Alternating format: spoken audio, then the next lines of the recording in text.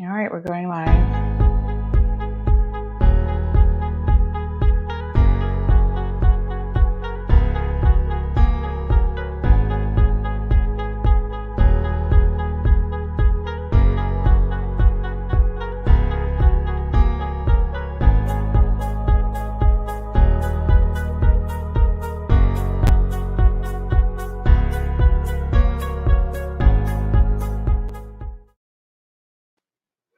All right, good afternoon, folks, and thank you so much for tuning in for our roundtable discussion this afternoon. This is kind of a first that we're having this type of a segment here on Cayman Mall Road. I'm going to thank, first of all of our media professionals who are tuned in. I think we're missing one person, but hopefully they will pop into the conversation here shortly. As far as I'm concerned, this is a star-studded, group of persons who are joining us for a look at the changing face of media, both in the Cayman Islands and around the world. So I want to invite all of you, as usual, to join in the conversation. You can do so obviously here on Facebook. We're streaming on YouTube, as well as naturally you can send your messages via WhatsApp, and we will be monitoring those as well. So let's go ahead and do some introductions. Why don't we do a few familiar faces that you will probably know locally. So we'll start off with Wendy Ledger. Wendy, actually her device isn't connected. So let's give Wendy a second to get back with us. Let's go ahead and start with Kevin. Kevin, thank you so much for joining in. Welcome to Cayman Mall Road's roundtable discussion this afternoon. All right, thanks. It's good to be here. Good to be able to discuss these topics with my friends and family in Cayman, and of course, right now I'm in Florida. That's where I'm currently working, and I'm glad that you invited me to be on. Well, thank you so much, Kevin. And of course, everyone knows Kevin, or should remember Kevin, I should say, from Cayman 27. But Kevin has been extremely busy. He's not been sitting down having a vacation in Florida. He's actually been working. So Kevin, we remember you being on camera with us here at Cayman 27. It's been a while that we haven't seen you. Give us an idea of what you have actually been up to. So once I left Cayman, I started to work for the Polk County government and was the spokesperson for public safety. So that took care of emergency management, fire rescue, county probation, and emergency management, which is pretty much the equivalent to what you would call hazard management in Cayman. And I left that position 2 years later, and now I work for the Florida Department of Health. I am assigned Hillsborough County, so I'm the spokesperson for the health department, the state health department in Hillsborough County, Florida. Awesome. And for those of you who may not remember, Kevin actually started his media career at Radio Cayman, and he was the first scholarship recipient of the Rhodes Hampson Scholarship, which led him to eventually end up working at Cayman 27, where he worked for about a decade before relocating to Florida. Now, Kevin, we're going to come back to you because I think, in fact, that this discussion today is probably of real interest to you from the perspective that one of the reasons you may have left your jurisdiction is because media in the Cayman Islands was shifting and changing so quickly. And there were a lot of things that were actually going on with Cayman 27, which was our only radio station at the time. Absolutely. A TV station, not radio station. Yeah, TV station. My apologies. TV station. Yes. So we'll come back to Kevin here in a second. Let's see who's up next. Let's go to Kate. Good afternoon, Kate. Thank you so much for joining us. Now, Kate is joining us from the beautiful island of Jamaica, which of course we are very familiar with. It's just a hop, skip, and a jump away, and it's only 45 minutes by plane. So Kate, thank you so much for joining us. Kate is a freelance journalist who has actually lived in Jamaica for over 8 years, and she writes for a variety of media outlets, including Reuters, The Washington Post, and The Economist Intelligence Unit. So Kate, good afternoon. Afternoon. Thank you for having me. And you might be able to hear, it just started raining really loud. So you might be able to hear that in the background. Yeah, we hear you loud and clear. But I must say, Kate, that I knew it was raining in Jamaica already. And we're going to talk about how I knew that, because in this world, we're so interconnected and it's so incredibly small. that, yes, we seem to have information that we can share almost immediately with one another. Now, Kate, are you located in Kingston? Yes, I live in Kingston. Okay. All right. Wonderful. So, Kate, thank you for joining us. And then up next, we've got Zara Burton, and Zara is joining us. Thank you so much, Zara, for joining the conversation this afternoon. How are you? Now, you are located in, let me just pull up your information here. You're actually in the UK, is it? No, Kingston, Jamaica. No, you're in Jamaica as well. My apologies, Zara. All right. So, tell us a little bit. Are you in Kingston as well? Yes, indeed. All right, so tell us a little bit about your credentials, and again, we'd like to welcome you to the program. Thank you for having me. So for some people, they may be familiar with 18 Degrees North, which is what I do right now. 18 Degrees North is an investigative news show. It's on hiatus right now. It was named after the geographic coordinates of Jamaica, 18 degrees north, 77 degrees west. And we are now a newsletter at Substack. So it's 18dn.substack.com. So people can see the investigative articles that we do, and we do the entire Caribbean. So we have done stories out of Trinidad, Barbados, Jamaica, Cayman, where you are. And it was on Cayman 27, as you guys were speaking about a little bit earlier. But right now, as I said, the show is on hiatus, and maybe for some of the same economic reasons, distribution reasons. But we're now doing the newsletter, and this is a subscription paid model. You can see the first set of paragraphs free, but the full article is a paid article. And so we're going the subscription route right now. That's very interesting. Thank you so much, Zara, for that. It's a particular interest because here in the Cayman Islands, we have our last, well, it used to be a daily newspaper, now going to that subscription-based model as well. So that is super, super interesting. Thank you. And we will certainly get back to that throughout our discussion this afternoon. So up next is we've got Jacqueline Charles. Now, Jacqueline is joining us as well. We've got really nice international and Caribbean flavor here this afternoon. Jacqueline is with the Miami Herald, and Jacqueline has been recognized as Haiti's ambassador to the world by former U.S. President Bill Clinton. And she's also a Pulitzer Prize finalist and Emmy Award-winning Caribbean correspondent at the Miami Herald with responsibility for Haiti and the English-speaking Caribbean. So, Jacqueline, thank you so much for joining us this afternoon. Thanks for having me. So it's great to be here. I recognize the names of the journalists that I'm with, so it's good. Awesome. Now we're gonna allow Wendy to get sorted. I do see that she is working on things a little bit there. Wendy, just give me a little thumbs up whenever you're ready to come into the stream, and we can see what's going on. Let's read a few comments in the meantime. So good afternoon to Ronika, who is joining us. We have Andy, who is watching. Miss Sharon is also here. Morna sending out some greetings. I think a lot of people missed you, Kevin. Sharon says, well done, Kevin. And of course, Morna is also joining in to say hi to Kevin. Alice, thank you as always for joining, saying that people from all around the world are watching today. And indeed, we have Lorene, who is joining us from Orange County, California. So Lorene, thank you so much for joining us in Cali. And yes, thank you. We appreciate it.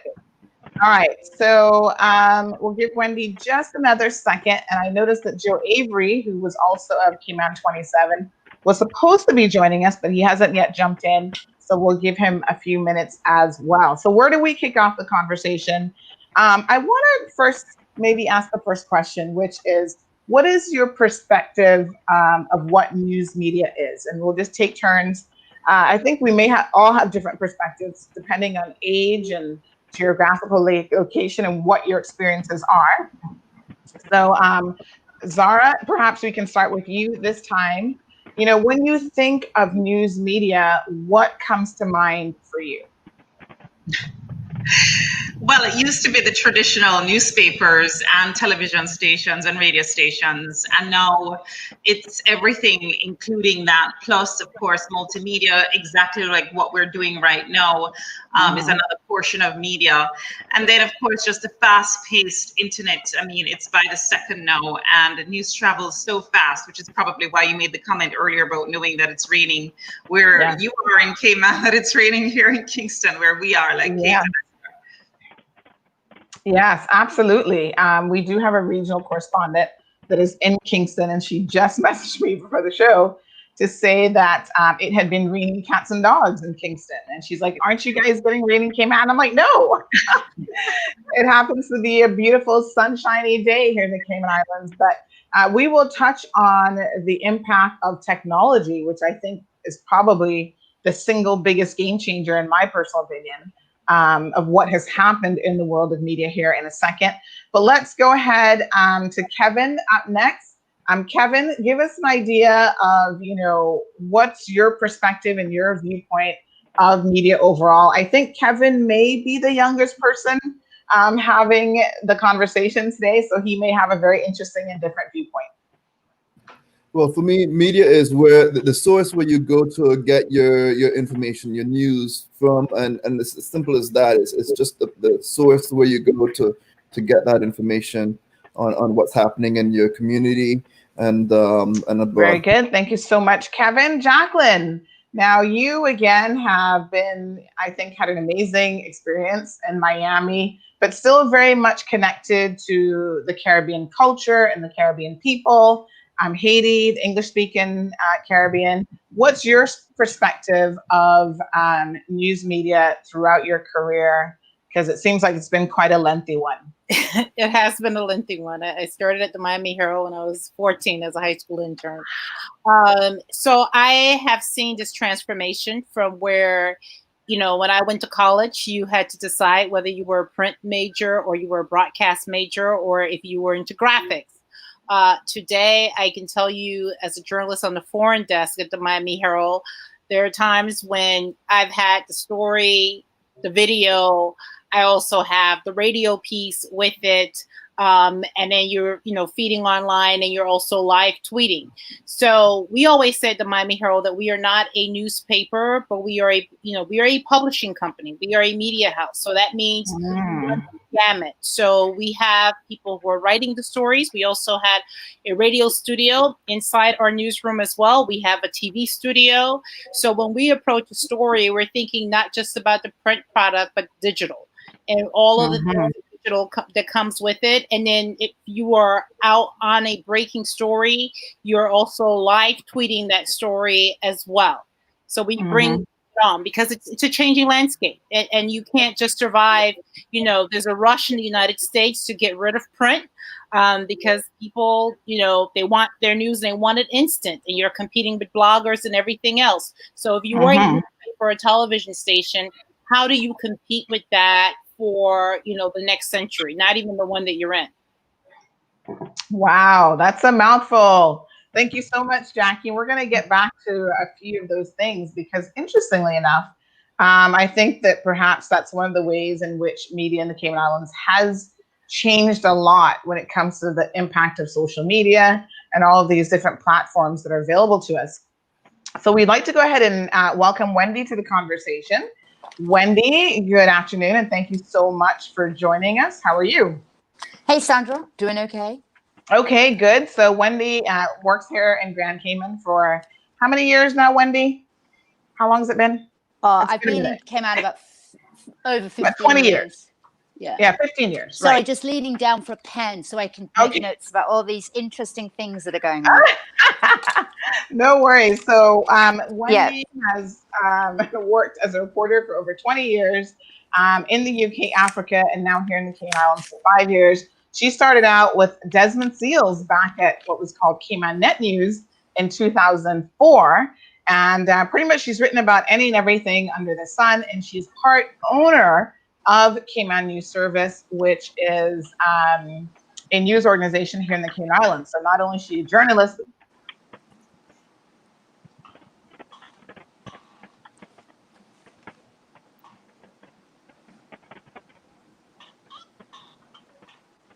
So, Wendy, what's your overall viewpoint in the 20 years that you have been in media on what has been happening, in the world of media? What's going on now? What's your general views on it? It's a difficult time. Yeah. I kind of grew up in journalism on the sort of cusp of the change, if you like. I started back in the day when it was still, print journalism, but the digital era was coming, and the internet was, first of all, just a resource, I think, in the early days when I first started using it. But now it's become, it is the media now, and it's very difficult. I find the whole thing very challenging because on the one hand, citizen journalism, the participation of people, it's a very important part of democracy. But at the same time, it's created a monster. And I have to say, after years and years of being in journalism, I still know why I'm doing it as an individual. But it's hard to see sometimes where it's going and what we can do about the preponderance, the sort of, you know what I'm talking about, the amount of stuff that's just rubbish that people really, really believe very, very quickly because it's on Facebook. Right. Okay. Well, we're going to definitely get into some of those details here in a bit. So thank you so much, Wendy, for that. I do know that Joe is trying to get sorted out, so he will be joining us here shortly. Janet says that she is shouting out to her handsome son, Kevin, and obviously she misses you a lot. And Kayla is joining us from Jamaica today as well. So I'm missing some of our regulars. Sometimes we have people tuned in from Europe, from Paris, and a few other locations, but they may be a bit busy at the moment. So it's kind of interesting. Obviously, we have different experiences in the world of quote unquote media. Wendy, what you just said about your uncomfortableness with certain aspects of it, maybe that's a good place to go with the next bit of our discussion here. Traditional media has changed a lot. I have been, sort of doing some research, not just regionally, but across the world. And there's some interesting tidbits about how that has happened. One of the things that The Guardian said, and I thought this was a very interesting quote, that there's a hunger for online news, which is undeniable. Now, you went from, because I'm pretty sure that Cayman, what was the name of it? News Cayman with, Net News. Yeah. Cayman Net News. He had, was he completely online or did he do print? No, he started, ironically enough, he did start wanting to be purely online, which I thought was really interesting. But he reverted to print pretty quickly because of the traditions here of you understand the financing. Yeah. He said he couldn't sell an ad online, but he could sell an ad in print. And there was a whole, obviously, the work permit issue where you need to advertise, and so that's like money for old rope, and it was a stream of income. And yet, so ironically, he had to spend money on printing to earn any money at all. Whereas obviously, you and I both know that you can run an online media source for a tiny fraction of the cost. That's why we can do it, and that's why, we, as I say, we're always struggling financially, but we're never going to go under because it doesn't cost anything to do it. It's just hard work. So long as you work hard, if you're willing to work hard for nothing, then your business is never going to go under if you're online. Right. Okay. Now, is there anyone here that has just an online format? Zara, I see that you were kind of tickled pink by those comments that Wendy was making. Why did you find those comments interesting? Just because Wendy has a brilliant sense of humor, must tell you. It's just not true, Sandra. I'm straight as a diamond. When she said it doesn't cost you anything, right? You can just be online forever, so you may not go under, because you're willing to work hard for nothing. Yeah, it's true. That's so funny because I was saying to myself, you know what? I, love the trade and everything, but that's not the path that I want to be on, which is to work hard for nothing. Okay. And so, all right.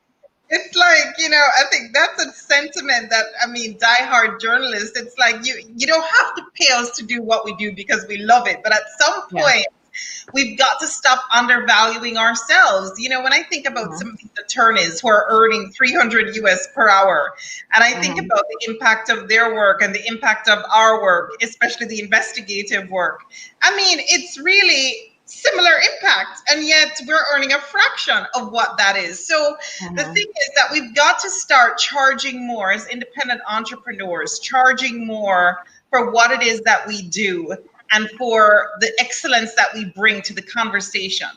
But the problem is no one wants to pay it. I wonder if the difference here in how Wendy is viewing it versus perhaps how Zara is doing it is from the perspective that Wendy is part owner. So she owns the entity. So she doesn't necessarily have to pay herself a salary per se. Or is there anyone else here that is still in that maybe dual role where yes, you're a journalist, but you actually are self-employed and working for yourself? That's me. Yeah, that's you as well. But you want to make money. You want to be a starving. Can I say something? Yeah. But that's the challenge that traditional news media in the United States has as we speak. I mean, today I am working for a company that is beginning its first day post bankruptcy with a new CEO who just gave a talk, and most of the conversation was around revenue. And so traditional news in the US hasn't figured out how to monetize this digital framework. And so we're trying all of these different models, and in the process having to do layoffs because traditional advertising doesn't work anymore. It's not paying the bills. And so we can write all we want, but at the end of the day, you still have to be able to pay your bills. And that's the challenge, is how do you make online platforms profitable and get people to pay for it? People don't want to pay for news. Right.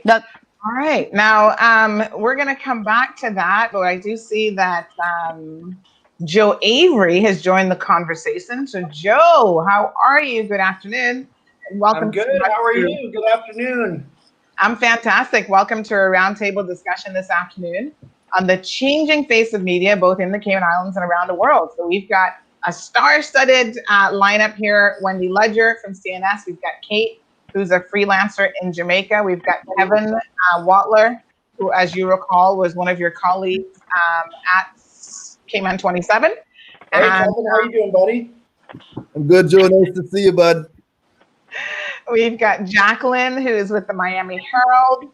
And we have Zara, who does a newspaper called 18 Degrees.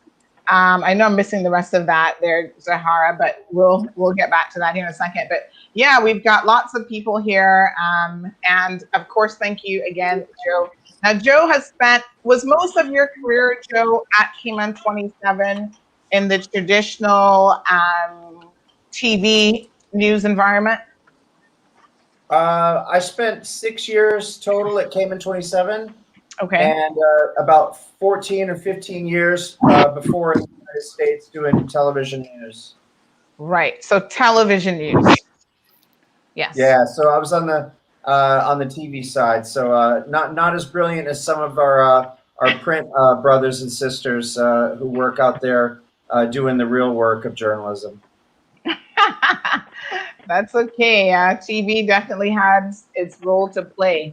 So, Joe, in your opinion, since you've been in that field for some time now, tell us a little bit about what you have experienced with the changing faces throughout, 20 years of your career.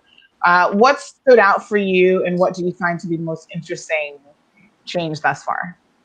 Well, it's been mostly disheartening, really. When I got into the business of TV, people could make a living doing what we do, right? And the money gets smaller every year, the staffs get smaller every year, advertising revenues shrink, the public demand, the public disdain for journalism grows. So it seems like it's a field in decline, and that's kind of sad, because I think you can see around the world that journalism is probably more important right now than it's ever been in terms of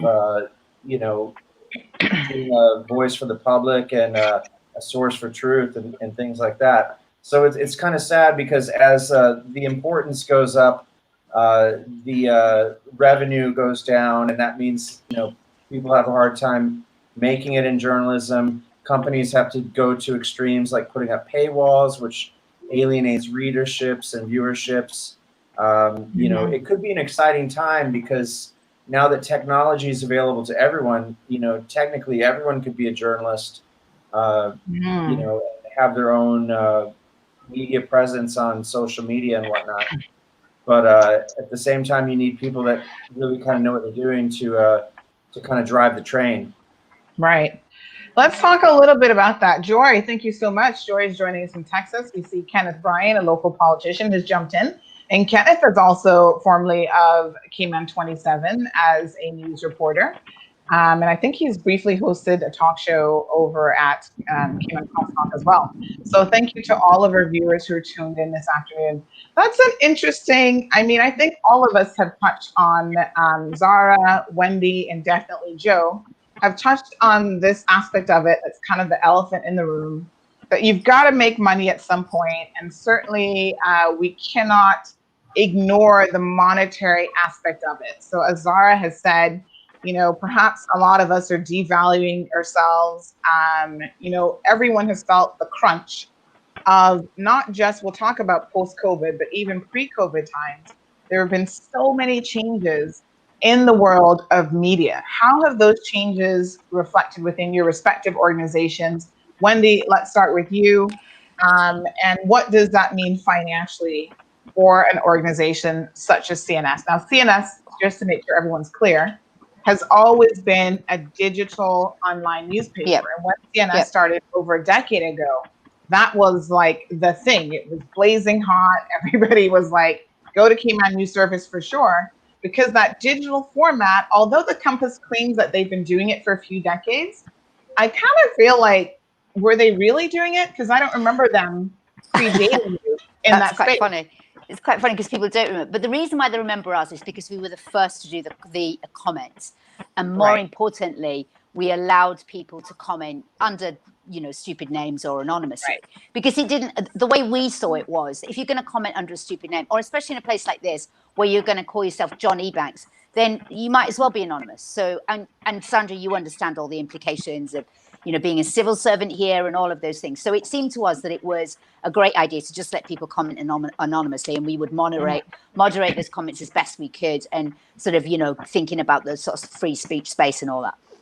And so obviously we were pilloried, and people hated us and called us all the names of the sun, and we should be thrown off island and this, that, and the other. And it went on for ages, but nothing really happened. And then everybody got to accept it and liked it. And then, and then people started defending the right to comment anonymously. And I think that kind of now is less of an issue, because people now comment on Facebook very openly as to who they are. Right. So it really doesn't make any difference. But we've maintained what we are, because there's no point in changing. There's no point, because it still makes no difference. People are just going to use handles. So, and that allows that interactive space.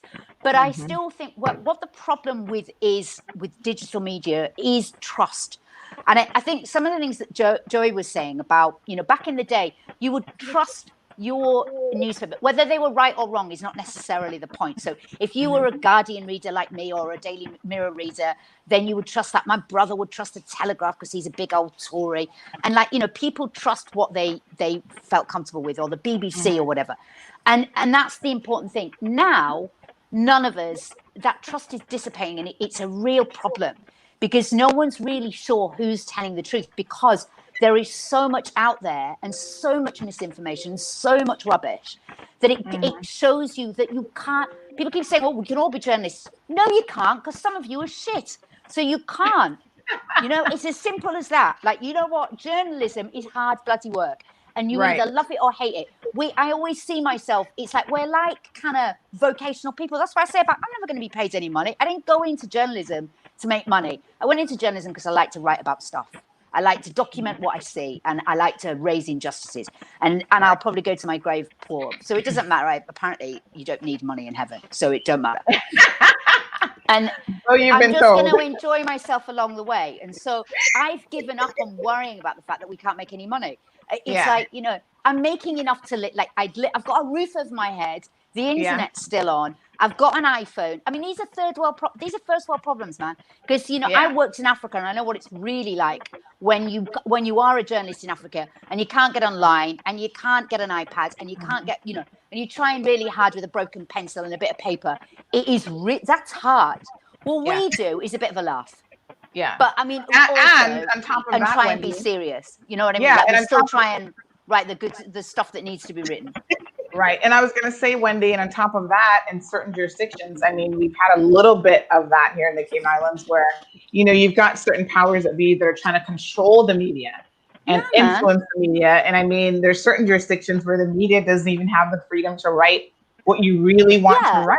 So I mean, I think, you know, across the Caribbean, we're not doing too badly. I mean, there are obviously notable exceptions, and I think in Cayman, people moan all the time about this being, you know, the amount of extreme things that people say about the government here. I mean, you know, it's not great. They're not brilliant. You know, they could all do with a little bit of, you know, help.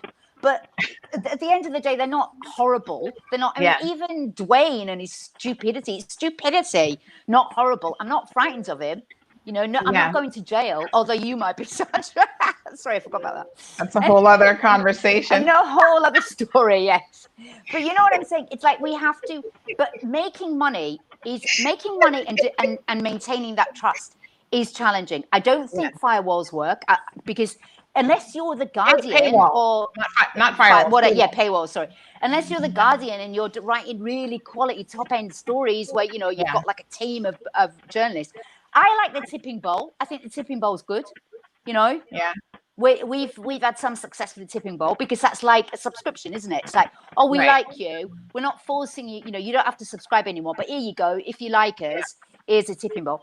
And at the end of the day, we have a lot of eyeballs, so we're sticking with the advertising. Advertisers have got to understand as well that when they advertise with Google, Facebook, and YouTube, that they're just making Mark Zuckerberg richer. And if they want good, strong local journalism, they've got to buy ads. Simple as that. Yeah.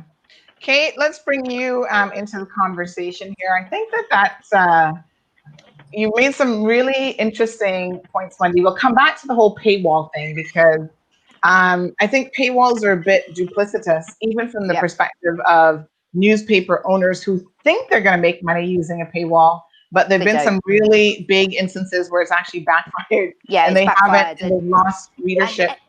Especially once you've paid it, it's like and then you read it and the story's rubbish. You're like, you're really angry because you paid for it. Whereas if you know you read my stuff, it's rubbish, but it don't matter, it's free. Yeah, you know what I'm saying. Hi, Kate. Now, Kate, as a freelance journalist, obviously your world might be a little bit different. So tell us how the monetization works for you. So obviously you work for a number of different publications. I actually met you, interestingly enough, back in January when we had that kind of massive earthquake here in the Cayman Islands. And you reached out. I don't even know how you got my information, but anyway, you reached out to say, I don't remember either. Yeah, I mean, it's the digital world, right? So we're all connected. You reached out to say, hey, I'm working on a story for Reuters, a piece for Reuters about the earthquake, and I need to speak to some people. So tell us a little bit about how you monetize, and do you feel like you do okay as far as your pay goes? Well, let's put it this way. I don't think I could be doing this job if we weren't a dual income family. Right. And also the nature of freelancing is it's breaking news, right? So I can't have a dependable income.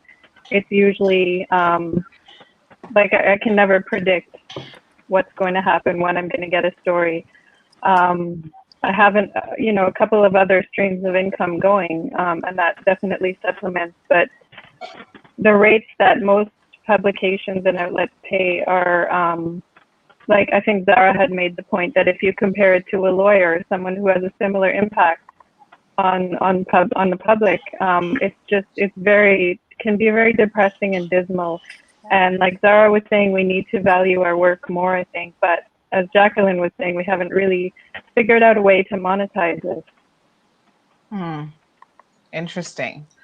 Now, if you as a freelance journalist are struggling, like you said, you couldn't probably be a single household. You couldn't be on your own and really kind of make ends meet with just that specific, profession. I have to wonder, Joe and Kevin. Now, I don't know a whole lot about the TV space, but I do remember people saying to me that there was a time when Cayman 27 could charge, I don't know, $1,000 for like a 30-second spot or something. And towards the end, it was dwindling so much that it was like maybe $100 a spot or something a little bit more, you know, just ridiculous in the eyes of the people who are working in the industry. Kevin, do you kind of remember, because I know you were there for quite a period of time, you went through different owners, different management, almost right up until the end. Do you remember the value of advertising and what you guys did actually, lessening over time? Now, I think you've got yourself muted, Kevin. So just go ahead. Yeah. I do. I just wanted to make sure, because if my dog goes crazy, I didn't want to disrupt the conversation. But no, I didn't work in the sales side of things. We did a good job at keeping the sales department, doing the sales department type of work, and the reporters focusing on making sure that we got the issues reported in an accurate way without looking at the sales part of it. When we were at Cayman 27, we really did a good job at that separation.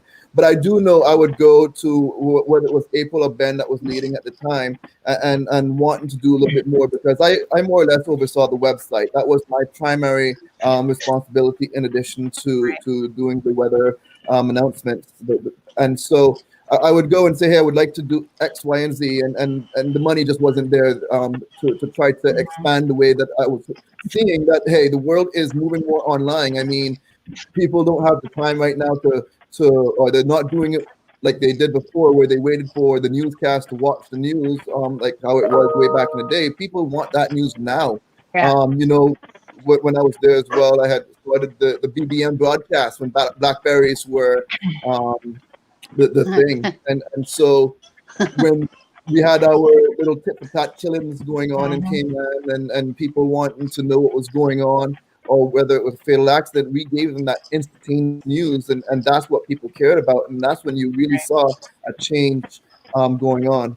Yes, absolutely. And it's interesting that you say that, Kevin, because as we have this discourse, we will see that there have been so many bits and pieces of technology that have impacted the world of media, not just, the advent of like websites and how easy it is to get a website up and running. Because there was a time when putting up a website was an expensive ordeal. It was only for people with tons of money who could hire, website developers and builders to do that for you. Now, with a little bit of knowledge and a little bit of know-how, you can find someone who's willing to work for you relatively cheap, because there's so many people out there making that particular skill set available as well. But Kevin made mention of BBM. I don't know how many of us remember that, but I was laughing because it was our bread and butter here, if you remember. It's how everything, like absolutely every single news story at one point in Cayman broke on the BBM. You were coming through BBM, yeah. And now it's transitioned. I mean, nobody really uses Blackberries anymore. So most of us are now using, Android or iPhones, and we're using, WhatsApp, which is quite similar. I must say that one of the things that I absolutely miss about BlackBerry, Kevin, is, BlackBerry had like an unlimited, like if you sent out a broadcast, you could send it to every single person on your BBM. And WhatsApp doesn't really allow you to do that. You can create groups and broadcast lists, but even with those, there's some limitations. But yeah, you're absolutely right that, the BlackBerry devices and having that BBM app, that instant messaging ability was one way in which it was like really easy to communicate with people and to get news flowing. And I think that, even what I do, I think that that's kind of how it started. Between that and really Facebook and always sharing news on Facebook, I would have people from 10 years ago saying to me, why aren't you doing your own news? Like, they kind of saw me going in that space just because I had a passion for information. And the sharing of information. Here's something of interest, going back to that whole, technology component. Internet usage has grown so rapidly, from 50% of American adults in 2000 to 75% of American adults in 2008, and now we're in 2020. So this is old information already, but I can imagine it's probably pushing, 90% in terms of the access to the internet with smartphones and I mean, tablets. even homeless people, Sandra, have access to smartphones. So it's getting, it is quite. But one of the things that has always concerned me is when we were talking earlier about the trust, but the issue of, at the end of the day, as journalists, if we're still going to be real journalists, we need sources and we need to protect those sources. And we also need to be able to reach out to people in power that make decisions. And I found that with the onset of the internet, that politicians themselves and leaders, they don't want to speak to us directly anymore. I mean, we used to have, I used to have conversations all day long with different politicians or leaders or people who knew stuff and wanted stuff to get out, because they now feel that they can reach the people directly themselves, that they don't have and Trump is the perfect example of that. Say that again, sorry? No, I said Donald Trump is the perfect example of that. That's absolutely. And his Twitter account is better than any PR person, he thinks, anyway. Yeah, and he's taken to extreme these things that are now beginning to happen with everyone. They think that they can. So people are not understanding that what they think is like this direct news and direct journalism, but it isn't. They're just getting propaganda fed to them. It's all the way that the Facebook systems work, or even here with the WhatsApp. Like today, we've got all of this like awful stuff going on WhatsApp that's circulating through these conservative Christian groups about the new law. And I mean, it's the kind of stuff that these people are saying is utterly ridiculous, but it is becoming among some quarters as accepted that, LGBT people and liberals like us want to eat their babies. And, this is becoming, it's a fact. Look at Wendy Ledger. She wants to eat my baby. Well, I'm telling you, I don't mind kids, but I can only eat them one at once. So anyway, but seriously, it's absurd. And it's that worries me. And you can't, and also that the double thing of like, you try to get something verified, it is quite challenging. And I think you and I have had this discussion before, because I'm still doing it. I still call everybody and I still go, hello, do you want to answer this? And I mean, obviously they don't respond. So you write in the thing, CNS contacted everybody involved. I mean, I must admit that I feel it's important to do that, because then if they don't respond, then that's their problem. So when I write the story, like, this shit's just hit this fan, and I asked them about the shit hitting the fan, and they denied knowing anything, or they didn't want to comment on the shit, whatever it is, that's their problem. So at least I can go ahead and write. But it does concern me that politicians and leaders and everyone thinks that they can do their own news, so there's like, we're like the middlemen, they're cutting us out. But all that does is give you propaganda. And I'll jump in, if you don't mind, with some of that, because as you know, I was once a journalist and now I've crossed on the other side, and now I'm one of those people that are giving out that information. And this is the reason why I don't necessarily accept interviews with every single journalist that contacts me to give them a comment on what's going on with the health department or fire rescue or whatever job I'm doing. It's because a lot of times, and this is, I really don't like this phrase, but the fake news, because a lot of journalists have over the years just want to sensationalize the stories, and then they take things out of context. Now, not all, you just can't broad brush it all and say all journalists are like that. But I'm going to say there are many journalists that do fit in that category. And then the key messages, and right now I'm in public health, so that public health message gets buried over something that is sensationalized, and that real accurate message is not getting out there. So what I need to do is control the message. I want to put it out there in full for everyone to be able to get that message. And it's not going to be on your deadline or someone else's deadline. It's when I get that confirmed information, verified information, so I could either myself put it out there or use one of my subject matter experts to relay that information. So that information is out there in full. People could hear it in full instead of listening to little sound bites, little samples, little quotes, whether if they're reading it, and then things taken out of context, because a lot of times what's said before, what's said after may change the whole entire setup of what was actually said in that interview. So, I'm not alone here, but there's a lot of people, whether it's a politician or someone like me, a spokesperson for a large organization, that need to make sure that our information is getting out there. And let me just say that this is where the journalism comes in a difference, Right. I believe, between journalists and bloggers, because I recognize that there are people who want to just feed you their side and they want to control the message. But I have to tell you, like in the midst of covering this pandemic, and I've watched the evolution of the use of the internet in Jamaica. And I have seen how the PM and the government has used it to do the information. And it actually has sort of made my job a little easier being in Miami and not having to chase through 10 people to get to the one person, with the information. But if you're as a journalist, you recognize that that politician or the spokesperson is trying to control the message. So you take what they give and then you also chase it down to try to verify. I mean, we've written numbers of stories here in terms of how the governor DeSantis has tried to spin things differently. But that's the difference, and that's the trust. And the problem is every day everybody wants to be a journalist or think they're a journalist. And so the public is like, well, who do I trust? But when you bring those investigative skills to things that we learned as journalists and apply it, then you're able to serve your readers. And it's no longer about whomever's trying to control the message. Very interesting. And I mean, Kevin made a sort of interesting point, as he indicated, now kind of being on the other side of things.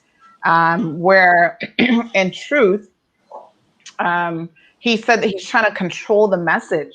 But Kevin, isn't that problematic? I mean, do you ever feel conflicted as a previous journalist and having been in that space and know what it's like for the message to be controlled when you're actually trying to get to the truth? And now you're kind of on the flip side of that saying, yes, it is important to control the message because of, in your opinion, accuracy. But I'm sure journalists like Wendy, you can call me whatever you want. I don't care if I'm called a journalist or a blogger or whatever. That thinking of trying to control a message doesn't sit well with me. And so when I say control the message, it is to make sure that that message does get out. It's not that you're hiding things, but you got to understand someone that is on the other side also has a lot more background and stuff that's involved with why the message needs to stay on point. And so it is one of those things where I'm a public servant. Yes. I also need to have a level of trust that I am going to give you the message in totality. But there's certain bits of that message that will lose the key points, especially when it comes to public health. Of course, everything has a little different swing to it. I could only right now speak for public health because that's what I'm currently doing.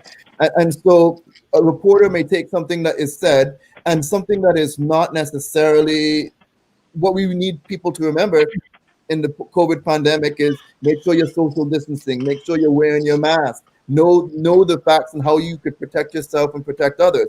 But yet they're so zoomed in on a number. Oh my goodness, someone down the street got COVID, and I have a right to know that person's address to try to find out, the name of that person and all their medical history. Well, I got HIPAA. I'm sorry, I cannot give you certain information. But what I could tell you is this is what you need to do to protect yourselves. So you got to kind of look at it from that perspective as well. Can I just say what's happened here? Because what Kevin's talking about is very interesting. Because what we used to have in the olden days is kind of like a quid pro quo relationship in a way, in that the public health message needs to get out, and the health services authorities in various places need to put that message out. And they didn't have the same reach that they do now with internet and Facebook and all the rest of it. So they depended upon journalists to put out the accurate public message.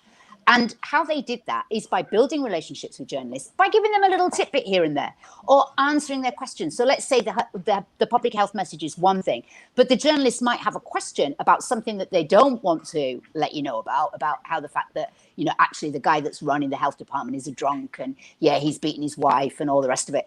But, they don't want to tell you that bit. They just want to talk about the pandemic, which is fair enough. But you might be looking for another story on the side. And there was this sort of, it is a quid pro quo. There's no other way of describing it. Like, in return for me writing about the COVID message, I also want you to either confirm or deny these allegations that have come from somewhere else. And it is that relationship that we all used to have with leaders in the community or with, representatives of organizations that helped us as journalists and helped get to the truth. The problem that we have now is that they don't need us. So Kevin doesn't need me now to put out his public health message about COVID. He can just post it on Facebook or tweet it out or do whatever. Yes, sure, it'll go. The press release will go. But I still need to have that relationship with Kevin. And in a way, he still needs to have that relationship with me, because he may need to put a lid on something that's horrible. Because yes, the health guy might be stealing from the company, and he's gonna want to talk about that, but he doesn't want to talk about the fact that he's beaten his wife. So there's a quid pro quo again there. You go, well, okay, I'll just do the stealing story, right? I'll leave the wife thing to someone else. But you have this kind of, it's difficult to explain, and that's probably a very bad example that I'm giving, but I'm trying to, the middleman thing that we are in a way, which is, but we're not just a middleman, we're a filter, where we're supposed to get it right. We're supposed to find out the truth, or at least something close to it, that lies between what the public may perceive and what government's actually doing. And that's what's being crushed from all sides and all directions. And that's what worries me, as alongside the fact that no new journalists are emerging, because, as we've all discussed, there's no money in it anymore. And you have to be as qualified as a lawyer to do this job. So let's talk about, sorry, Wendy, didn't mean to cover you up just there. No. But I finished, run out of oxygen, finished. Let's talk about some of the numbers here. So we keep talking about, the dwindling numbers, and maybe some of our viewers don't really appreciate what that means. We do have Carla, who's going to be joining us here from the UK as well. So we'll give her just a second to get situated. But this map demonstrates the number of local newspapers by county in the US that now exist. So the dark purple areas of the map are counties that have no local newspapers at all.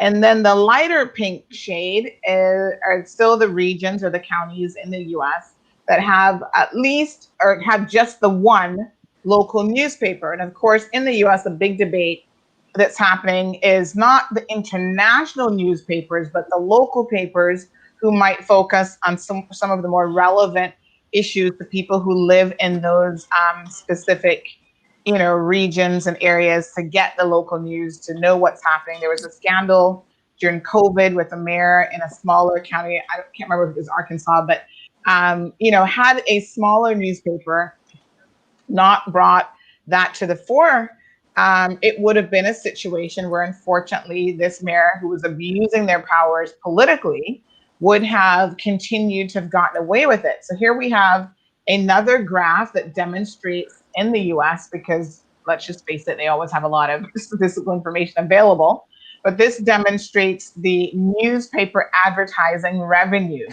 between 2000 and 2018. So you can see print ad revenue versus online ad revenue and what has happened to it. So there's been an obvious decline, a significant decline from early 2000 straight through to 2008.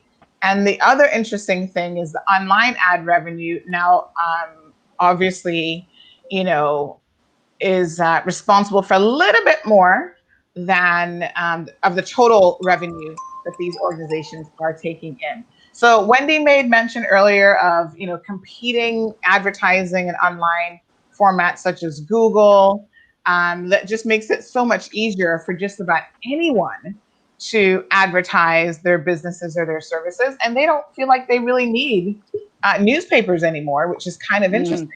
And I've done this old. Another part of the equation. Oh, look at that great picture. Yeah. This will allow people like Wendy, who's a little bit older. I remember that. Yeah. 1930s. I'm not that old. I know. I'm just pulling your leg. To reminisce on, what it used to be like, kind of the traditional press room. Obviously, Wendy, I think, was around from day one. Computers. Maybe. Did you ever type on a typewriter, Wendy? I'm not trying to age you. No, yeah. Not at all. Okay. I joined the newspapers when I was really young, when I was still in college. I used to sell ad space to make money, because I made more money when I was 18, in the early 80s than I ever made since. Do you know what I mean? It's absurd. Yeah. But I wanted to be a journalist, and I did that whilst I was in college to pay for college. So, Right. you know, I've been a newspaper person all of my life, and I love newspapers and I love radio. And the internet is great too. I loved it. I mean, when it first started, in the same way that I've forgotten the girl's name, the girl that's in TCI, somebody was talking about how much easier it makes her life. No, she's in Miami. Yeah. That makes her life easier, that she can get so much information online. I 100% agree. From that perspective, it's great. I mean, press conferences online that you can do and do another thing whilst at the same time. Even court during COVID-19, we could do it online, and I could still be doing another job at the same time, and you could juggle your balls. But yes, in fact, to be honest, it's not the internet that's the problem. It's social media. It's Mark Zuckerberg. I blame corporate him. ownership is the problem. It's the corporate ownership. Yeah. 100%, Joey. Yeah. Because Kenneth Ryan has just said that he still wishes that he was in this conversation. I did mention that Kenneth used to work for Cayman 27. We actually did invite Kenneth, and now he looks like he's having a little bit of regrets about not coming in. But Kenneth, with the advent of technology, we can quickly bring you in. It's not a problem. Yeah, because you can replace Kenneth.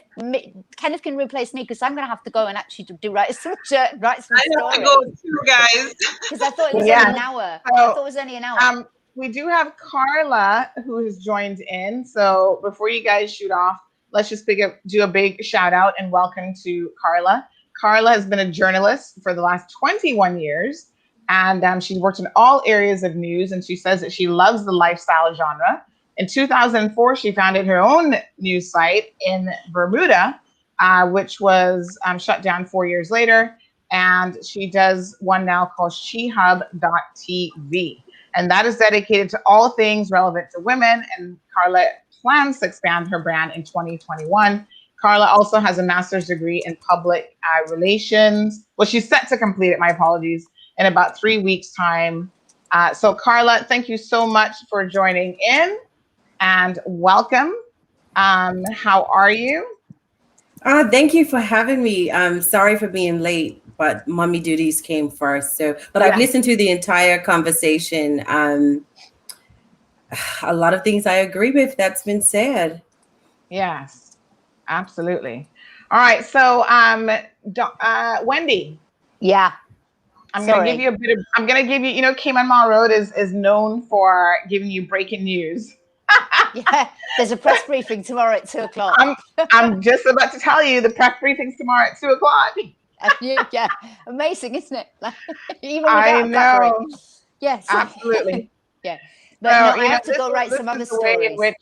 Which news works. Now, Wendy, I know that you mentioned that you've got to leave here in a little bit.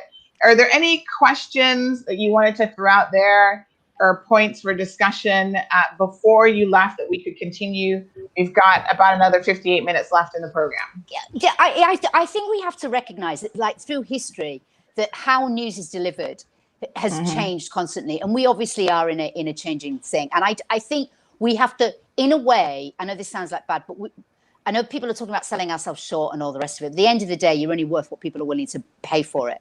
And I think we've got to stop worrying about the money at the minute, and we are going to have to be sort of freedom fighters, as it were. We've got to worry about the quality of information that the people are getting, because that is becoming more important. And because the danger of propaganda is frightening. I'm frightened by it, because it's almost like this is a setup that, like, they're saying, okay, we'll just take their money away from them and then they can't do it. Well, yeah, right, we can't. If you're going to give in and say we can't, well, no, we're just going to have to all start eating Marmite sandwiches for lunch. And, you know, stop buying luxury clothing and stick at it, because otherwise, what else are we going to do until there will be a transition to something that works. People always make money out of stuff. It happens. I mean, I don't know how, because I'm not a business person and I'm not a capitalist. I'm a big old communist, and, you know, in my world, then this would be paid for by government anyway. So, you know, it's like, but the government wouldn't have the power. But it'd be like the BBC. Everybody would be like the BBC. So funded in a special way. But I think the BBC is now under political headwinds. Yeah, I know. You see what I'm saying? It's terrible, isn't it? So there's going to be some way, but we can't give up because there's no money in it. And what we have is that incredible advantage that the internet gives us, in so that where it's taking away from us, it's also giving us a voice that's free, effectively. I mean, yeah, you have to work hard and you don't get much, but keep at it and banging on at local advertisers to stop funding Mark Zuckerberg because they think he's rich enough, if you don't mind me saying. But Sandra, thank you very, very much for having me. Yeah, thank you. Joey, Kevin, it's really great to see you guys again. Nice seeing you. Missed you both. It was lovely seeing you, Wendy. And the Very other long time. ladies on the thing, it's nice to meet you all. And just don't Nice give to up. meet you. Talk soon. Yeah. Bye. So, Zara, Okay, Wendy. I think Zara really enjoyed Wendy a lot. We found a lot of what she said to be absolutely interesting. So, Zara, I know you said you might have to shoot off here in a second. So I did want to get some additional thoughts from you before you left. Kind of what's the way forward? We still have a lot to talk about. We're going to talk about paywalls and whether that particular formula is going to work locally and has it worked in other places in the world. But what's your take? I mean, you've got your 18 Degrees North that you are championing, working on.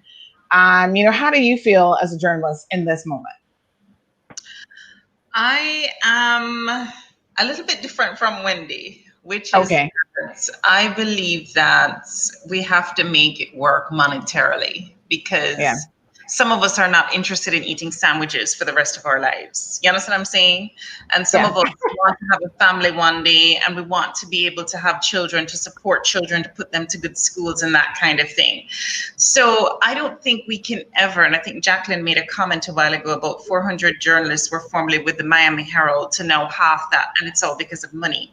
And so there is this dual pressure that we have, unfortunately, where we've got to figure out a way so that people will in fact pay for the work that we do, the special work that we do.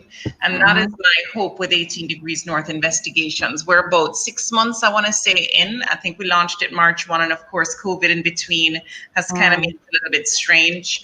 So I've just decided I'm going to keep going, at least in beta testing for the next couple of months, at least through the end of this year, just to see how it goes.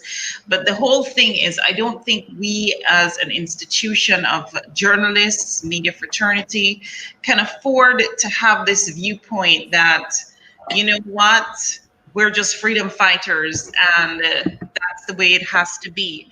To me, has got to be some form of, yes, all of us know that we're in for the fight of journalism and to dispense with the propaganda and to dispense with the fake news. At the same time, I do believe that strength in economy is also very important, and strength in economy and fair economy, and also making sure that you manage all of these different conflicts of interest, because we know what they abound, and in our world, right, these various conflicts of interest that come up that make it doubly hard for us to make money, unlike, let's just say, some attorneys. And so I think we have to figure this out. It's going to be hard, but I'm really hoping that it will be a success story that I have to tell you come next year. All right. Well, thank you so much, Zara, and good luck to you. And please do stay in touch for sure.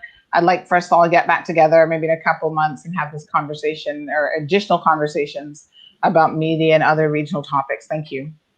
Yes. Take care. Okay. So Joe and Jacqueline are having a bit of discourse in the private chat here, which our viewers can't see, but I think these are some very valid points that are worth mentioning. So Jacqueline is asking, or has made a comment that their newsroom at the Miami Herald went from 400 journalists, which is like a lot, to less than half of that. Money talks, and the reason why local news has disappeared is because of money. So I wonder, Jackie, if you can expound on that a little bit and tell us exactly, why you made that comment and why do you feel that way? I mean, that's quite a significant number. 400 to me sounds like a lot of staff, but the Miami Herald is a pretty influential newspaper, right? Listen, I work for the third largest newspaper company in the United States after the New York Times and the Washington Post. I mean, I have been on the front lines as a foreign journalist.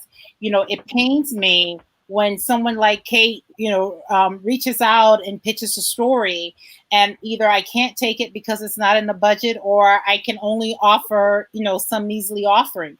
The reality is that the chart that you were showing earlier, it's called news deserts. There are, an incredible and unacceptable amount of local communities in the United States today that do not have local newspapers. And what that means is that corruption is happening, people's taxes are going up, there's no watchdog. At the same time, people are not used to or don't want to pay for news. So in the last 10 years, we've gone from a change of ownership now twice. We have gone from where we've had to layoffs, we've had to do buyouts, because at the end of the day, news is not free. I mean, it's wonderful to want to do this work, but as Zara was saying, people want to be able to raise families. They want to be able to do their passion, but they want to be able to live. And that requires money. And what is the formula? And in the United States, we are not of the mindset to accept government funding for news. So well, that's the other challenge. You see that happening in Canada. You know, they're going through the same through the same challenge. So so I welcome the discussion. I see what you're saying in terms of, you know, in the Caribbean, you know, how do you do it? Are people in the Caribbean who've been so radio oriented, are they going to be prepared to do paywalls? And there isn't a perfect formula. I think the only papers that are making money off the paywalls right now, the Wall Street Journal, the New York Times, and the Washington Post. And that's because they've got an influx of cash. The rest of us are still struggling, but we've had no other choice to put up these paywalls and to tighten them. Right. Yeah. So just for the benefit of our listeners who may not know what a paywall is, that's basically what the Compass is now doing. So it's a pay by, you know, subscription sort of system where you pay to read the content online. And I think the Compass, based on what I've kind of observed just in the last couple of days, because they activated it on Monday, that was yesterday, is that basically what they're doing is, I think it depends on how frequently you visit them. So the more frequent users are the ones that they want to pay for the news, which is kind of strange. The way it works is there's a secret number that usually you get like X number of clicks free within 30 days or 14 days. And then after you hit that, then the wall goes up and tells you, oh, you're so interested in what we're producing. Now you have okay. So if you're clicking on their website, I guess from the same IP address or the same computer identifier, they then say you must be interested in paying for it. Yes. And right. Then so Joe, I want to bring Joe in. Yeah. Yes. Sorry. Yeah, go ahead. It seems like the Cayman Compass has tried to put their hat out, you know, and kind of begging for money during the early days of the COVID phenomenon, just like a lot of media agencies. I think that's really tacky. I think a paywall is even tackier in a jurisdiction like the Cayman Islands. It's not going to work. It's probably just going to result in less revenue for the Cayman Compass, less eyeballs. It's basically going to drive people to CNS and to CMR, which is great for you guys. And it might actually be good for journalism as a whole, because the corporate influence is for real, though. Like in the Cayman Islands, it's a small island, small jurisdiction. It's a bit of a pressure cooker. And the one thing that I really was most frustrated with was influence from my own employer in terms of telling me what I can and can't do. I felt like, you know, when I was in my prime, you know, I was the top dog in a lot of respects. You know, I was generating news, breaking great stories, and to have more pressure from my own employer and my own managers, you know, was my only friction. You know, like they were trying to kill stories that I was trying to do. And, you know, during my time there, Sandy, you know, I was always fighting for the little guy. You know, so those last few years under Hurley's Media or whatever the hell their name was, I'm forgetting now after a year of being outside of journalism, but you know, having that kind of pressure from my managers, killing stories, trying to slow me down, and taking me into disciplinary meetings because they didn't like what kind of journalism I was doing. Wow. You know, whereas, you know, I felt like I was fighting for the little guy. That was like the name of journalism, you know, and to have, you know, people I once respected, you know, who came back, you know, in a role where they're working for DART, you know, trying to like kill all my DART stories, you know, it didn't make a whole lot of sense to me, you know, and I wish that the greater public could see some of that influence inside a media institution like that. So, you know, in one way, it's great to have, you know, a big organization that gets respect for how big it is. Like, you know, the Miami Herald, they broke that Jeffrey Epstein story, which is a big feather in the cap for the organization. But there's also something to be said about people like Sandy and people like Wendy who get to operate free of any constraints in terms of editorial pressure, because right. Well, the pressure's there, Joe. It's just yours is from yours it's is a different not kind of pressure. So we can certainly talk about that a little bit here. But for the benefit of maybe Carla, Jackie, Kate, and Zara, who are unfamiliar with the Cayman model, so a bit of background information: the Compass has been around. They've said for 50 years. I think it's over 40, but you know, they were originally called Nor'Wester or something else. They've transitioned over the years, and so I think the average person kind of sees them as, or they see themselves as the elite newspaper, and they've been the only daily print newspaper for a really long time. So they were the big machine, the big boys in town. They had all the staff members, they had all the photographers. They could dedicate someone to just cover community news, someone just for politics. So they were really top heavy. And over the last couple of years, there's been an immense transition in the world of media, which has impacted their bottom line, their revenue. So I think Joe, who has identified himself as someone who was working for the TV station and was really trying to represent a certain segment of news that the average person, you know, was interested in, and not all about corporate entities, probably looks at the Compass with a little bit of disdain. Yeah, I mean, I have a feeling if I would have stayed till the bitter end, yes, I wouldn't have. I have too much pride to have gone to work at the Compass, Sandy. I'm glad I got out. Yeah, because the Compass took on Cayman 27, which was our only TV station shut down. And then the Compass took some of the workers from there. And some of those workers have now been laid off because the Compass is, you know, trying to be more lean and cutting back and putting their reporters under a lot of pressure to produce a lot of the same or even more content. They just want to be Sandy Hill. They just want to be Sandy Hill. That's it. I gotta say that. Yes. I gotta say that I really left journalism at probably the best time possible. I got out when there were a lot of transitions going on. And that's when things started to really change significantly in Cayman and at Cayman 27. In fact, as you all know, I went off to get my heart surgery, and that's when I made the decision to leave journalism. Was when I went to get my heart surgery, and at that time, I think it was a day after my heart surgery was when Cayman 27 was sold for the third time in a very short period of time.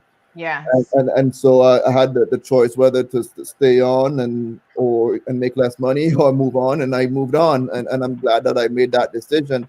And I would speak to some of my old co-workers after seeing what was such an amazing product that we built over the years, watching such a strong product go in the opposite direction, and I mean, it really saddened me significantly that I couldn't even watch it toward the end of the days, days that it had. It was very sad to see it go downhill and when it finally went dark. And what happened was, like, you know, the Miami Herald in micro, because, you know, they went from 400 to about half that.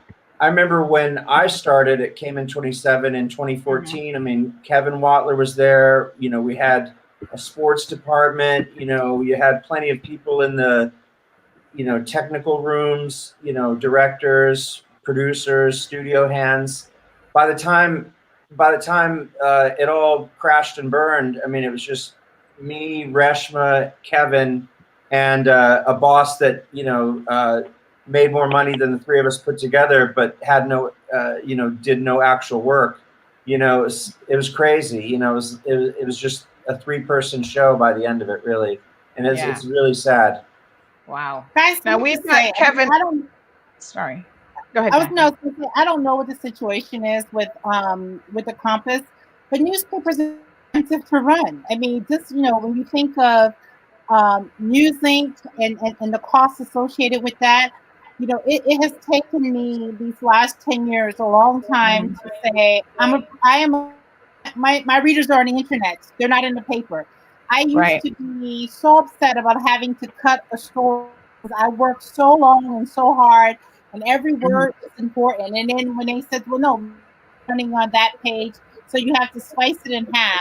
Now, whenever the desk says, "Oh, we need to cut your shirt," cut from the bottom up. You know, I'm like, my readers are online, but yet it still saddens me to think that the print Yeah. product is going to go away. We've stopped doing a print product on Saturday.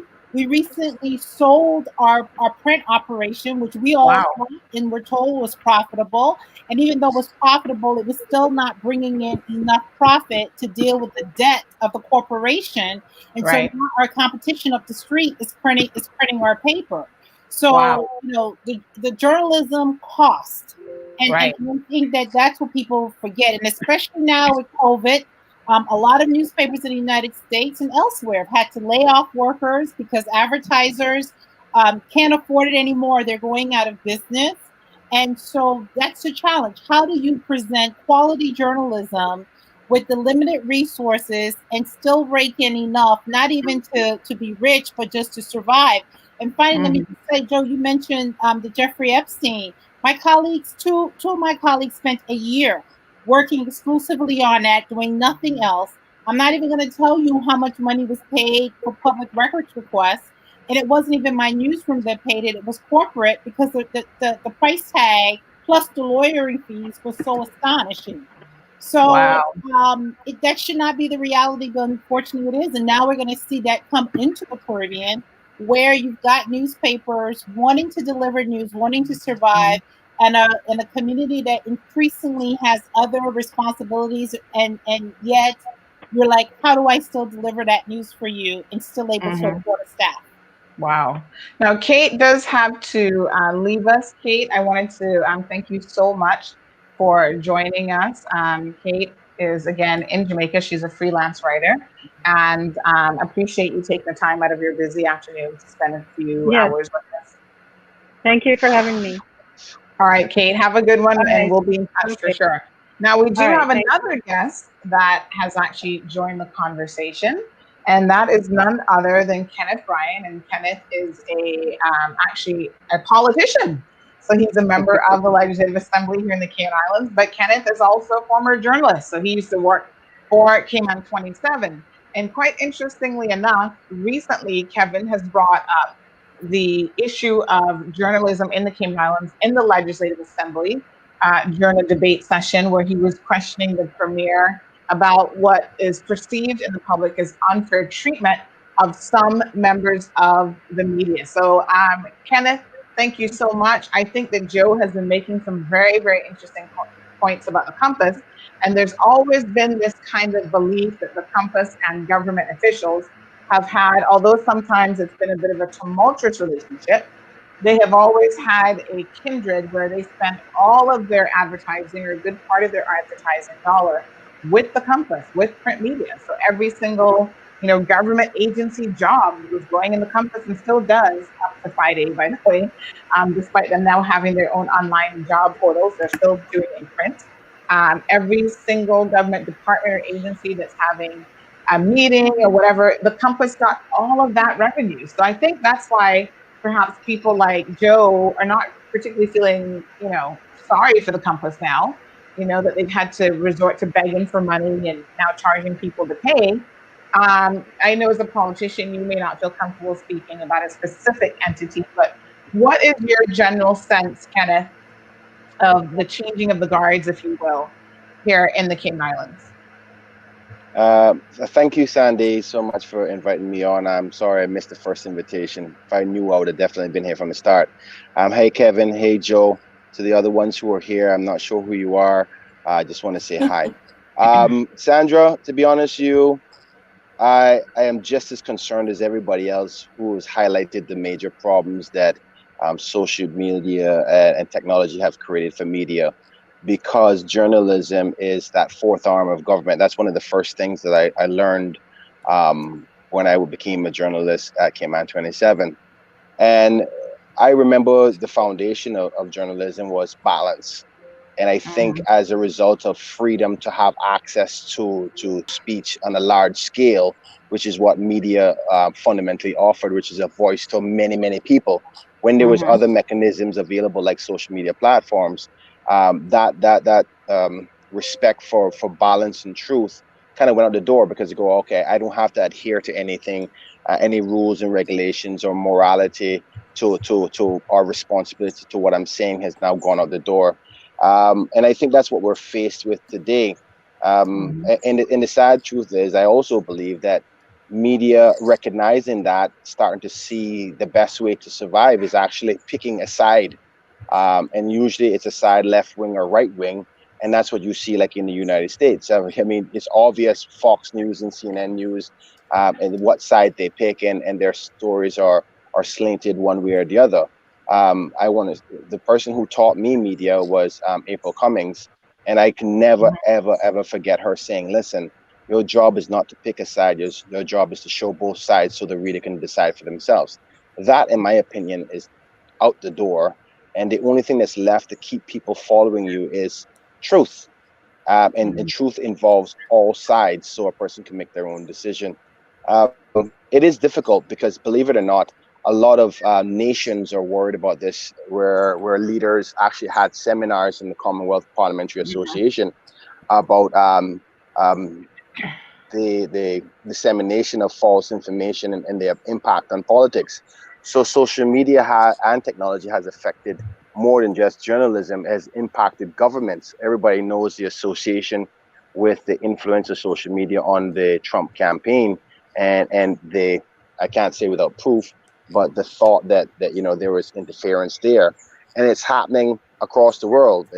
People are alleging it happened in the UK. So we have a big problem for media, and to be honest with you, Sandra, a lot of people may want to say what they want to say about CMR, but CMR is leading the charge here in the Cayman Islands in respect to finding the new way forward for media.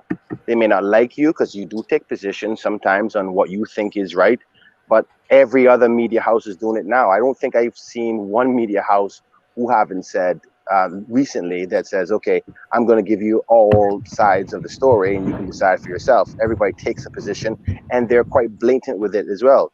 That's nothing like what it used to be like. So it is a difficult one. I don't know how we're going to manage to do it. And I totally have to 100% double down on what Kevin said before about being on the other side of things as a journalist now, that, you kind of have to control the message. The message was always controlled. You just never recognized it because it was under the thing that what you heard Joe Avery was talking about. It's the director who was saying which stories went out and which stories didn't go out.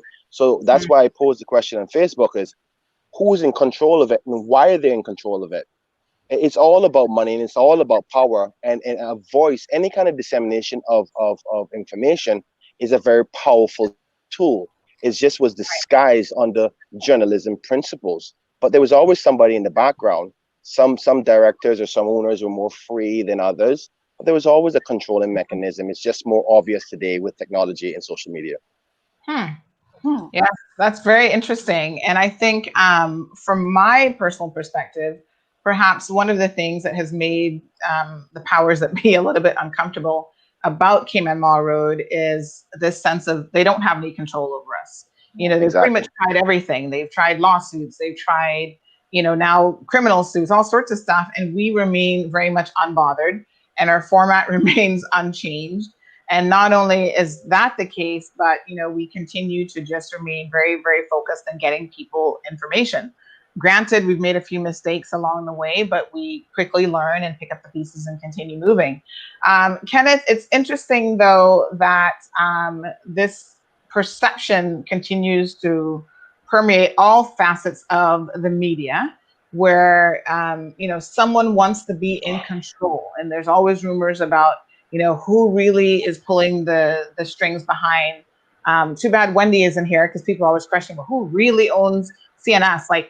It's like people can't believe that it's just her and her partner, her business partner, who are both women that own it. They think, no, there's some political influence here. I've heard rumors that you have ownership in Cayman Road after after you stood up in the Legislative Assembly asking questions, and your questions were Well, not well, even, it well, was Sandra, crazy because it didn't so, even so, come as a result of us. sorry, I may left you with a false premise there. What I meant was in the corporate media world, not in the new way forward, like what you're doing, what Wendy had started Right. a while back. Because I think she was the first one out the door, solo, doing a whole operation under one umbrella. There's no control there, but there is a bias because not only is the control lost, but the moving forward, deciding that uh, media is now either one side or the other, people have become obvious. So for instance, Wendy is my friend. I love her to death. She's like my sister. She helped me along the way. When many people didn't want to give me a job, she gave me a job. But Wendy has a position on certain topics, and she's blatant about it. And I think that that's fair. That she's, at least you know what to get when you read her stories, because she's obvious about how she feels about same-sex relationships or legislation. But the thing is, if I was a journalist today, I'll give you an example. What I was taught when I was going to journalism is that it doesn't matter what you feel. Your job is to report both sides, whether you believe one side is right or one side is wrong. So she now goes to that point. And in respect to my notion about control, nobody controls Wendy and nobody controls you. But media has now gone to the position of, in order to stay alive, and what is attractive and what is newsworthy is, you love to love somebody or you love to hate somebody. Nobody wants in between news. It's either you really love the people or you really hate them. So even though she may take a position on something, people will go on to CNS to read it because I hate Wendy, she's for the gays, or whatever they may think. Or somebody will go and watch CNS because they really believe in her and she stands for what's right in respect to same-sex equality. So you still get both sides of things. And that's where media has gone, where you pick a side, because if you pick a side, you get both followers, the ones who hate you and the ones that love you, and you can still survive. They're all there reading. All the reading. So the neutrality element that used to be there don't make you survive no more. Nobody wants a neutral person. People want excitement. People want things now. They want the juicy stuff. Let's talk about some of those elements here. Carla, we're going to bring Carla into the conversation. Gavin has just joined us, or he just commented from YouTube. Now, Carla, your platform is a little bit different. Is your platform just news for women, or do you cover more blogging content, or how does it work? Because I find now that people are beginning to merge and use the terms reporter and blog interchangeably even. Right. Well, I used to do news, and then what I found, what you guys have said, is like, you can't use your voice. If not, you get punished financially as such. And I just got tired of the day to day. Although I'm in UK, my work is primarily Bermuda based. And so because I didn't want to lose my connection to the island, but then it just became bugged on everyone doing the same thing. These rogue news entities who think because they have a smartphone and a mic that they're journalists. And it was becoming very frustrating for me from an integrity perspective. And so that's when I decided I'm going to do something towards the other group that I'm very passionate about, and that is women.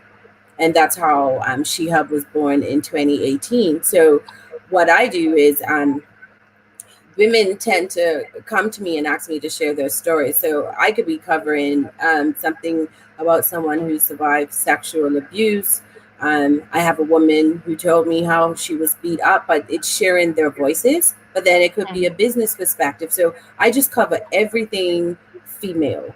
And even I have a men's section, because who better to understand, who need to understand women, or are males in most cases. So what I found with the advertising dollar, because it seems so hard to get, I started doing projects. So for example, I would have a series and I shop it to an entity and say, I can do this series for X amount. And that's how I was able to do it. So instead of the banner ads or, the advertising that way, I would do it project based, where I know I can make a few thousand at a time. but I've also had to hustle. So with SheHub, Yeah. SheHub does not sustain, because I heard Zara say earlier about sustaining to have a family. SheHub Right. does not financially sustain, but I use my skills in another way. So I'm also the editor of Bermuda Parent Magazine. So that allows me to still live on a day-to-day. So you have to be creative, I think, Yes, with how you try to make your money. absolutely. If you And love it. If you don't love it, it fades away. Yeah. And let's just talk a little bit about that creativity. And I just want to acknowledge some comments that have come in from Valerie, who says that she has a newspaper in Marco Island, Florida, and worked for the late Brian Musell for 10 years. She agrees with comments here that everyone with a camera feels they're journalists, but it also speaks to what large media companies say in the is a shorter attention span of the audience, and they don't want to read an explanation. They want a 15-minute or 15-second clip. And she says she loves the Miami Herald, by the way. And she went on to say that mega media corporations are closing local newspapers, putting them out of business with their cuts. And independently owned papers like mine are popping up everywhere. And guess what? We're by far the favorite newspaper in the area. We live here and embedded in the community. And I don't do paywalls on our site out of consideration for older community. And I really hate hitting a paywall. If I click on something, I end up not liking that news outlet. So let's change the conversation here just a little bit to talk about this concept of paywalls and perhaps give an opinion on how successful or not those paywalls might be. So in terms of the local context, on Friday, a Compass announced that they'll be doing a paywall. And again, this is now, charging you to read their digital content, essentially $10 a month, $9.99 per month, or $99.99 for the year. How many of you pay currently to read newspapers or magazines? And what's your general feeling about it? Carla, since we've got you up on the screen, let's start with you. Are you paying for any of your digital content? I absolutely refuse. I will use up those free ones. Some give you 3 a month or 2 a month. I'll use those, and I'm not hitting that magic number that Jacqueline talked about. I never reach it. I refuse. So if it could be 2, I'm not doing it. And I find it as a journalist, I find it frustrating because most times those are the stories that you really want to get into. Yeah. But then when you see that paywall, for me, I'm just like, no, because I just don't think that news should be paid for. Now, subscriptions are different for me. So I used to subscribe to Essence magazine every single month because I love that magazine. So I think that's a bit different than everyday news. I just won't do it. But I do see where, who does it out here? The Guardian, I believe, they would say, do you want to contribute financially and just give us a little tip? A little stipend. Right. I can appreciate that because I've considered doing it myself because I have so many hits. I'm thinking someone's going to want to drop some bucks to me somewhere. But the paywall thing, listen, I'm a hustler. I love this. So I got to do what I got to do. Yeah. I mean, locally, we had, I think Wendy first did, like she said, a tip jar concept where it's voluntary and it's just a message on there. Hey, if you want to give us a tip to support independent journalism, we'd really appreciate the support. The Compass tried the tip jar kind of concept after she did. I'm guessing it didn't work very well because now they're going with the paywall model. So Jackie, do you pay to read any news? Yes, I do. You get it all free with the Miami Herald. No. So let me tell you. First of all, before the internet or even a paywall, when you were a reporter at the Miami Herald, you were obligated to get a subscription to the paper, and it came out of your paycheck. Okay. What? Wow. Yes. Wow. So you have to support your own. You have to support your own product. But let me give you the perspective from both sides. I understand the frustration because, you're right. Like that story that you want to read is the one where you hit, the paywall on and you can't. And, but as the journalist, I write a story. So last week I had a project that I literally spent 2 months on with another colleague, COVID and the impact on the Haitian community in South Florida. Translated in 3 languages, videos in 4 languages.